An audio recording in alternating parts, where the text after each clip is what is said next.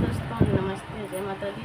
मैं अपने चैनल निहारी लोकगीत में आप लोगों का स्वागत करती हूँ। छोटा सा बोले भजन नहीं है, भक्ति गाना है। बोले बाबा का तो आप सुनिएगा, आप सुनिए तो कमेंट बॉक्स में जरूर बताइए गाना कैसे लगा।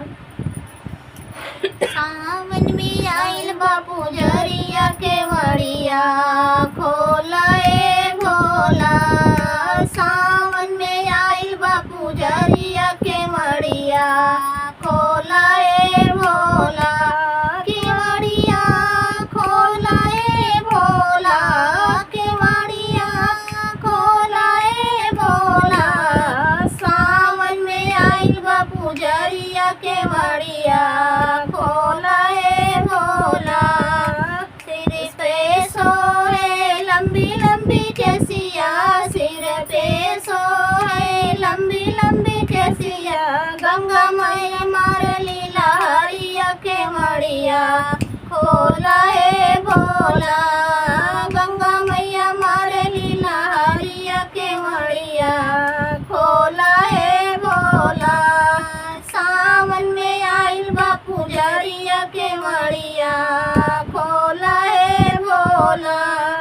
सावन में आइल बापू जरिया के मड़िया खोला ए भोला। केवड़िया खोला ए भोला, केवड़िया खोला ए भोला। सावन में आइल बापू जरिया के मड़िया खोला ए भोला। माथे सोहे तिलक चंदनमा, माथे सोहे तिलक चंदनमा। बगले दूजिया के चंदवा के मड़िया खोला ए भोला। बगले दूजिया के चंदवा के मड़िया खोला ए भोला। सावन में आइल बापू जरिया के मड़िया खोला ए भोला। सावन में आइल बापू जरिया के मड़िया खोला ए भोला। केवड़िया खोला ए भोला, केवड़िया खोला ए भोला। सावन में आइल बापू जरिया के मड़िया खोला ए भोला। कनवा में सोहे बिच्छू का कुंडल, कनवा में सोहे बिच्छू का कुंडल। नागवंत खोरे फुफकारिया के मड़िया खोला ए भोला। नागवंत मारे फुफकारिया के मड़िया खोला ए भोला। सावन में आइल बापू जरिया के मड़िया खोला ए भोला। केवड़िया खोला ए भोला, केवड़िया खोला ए भोला।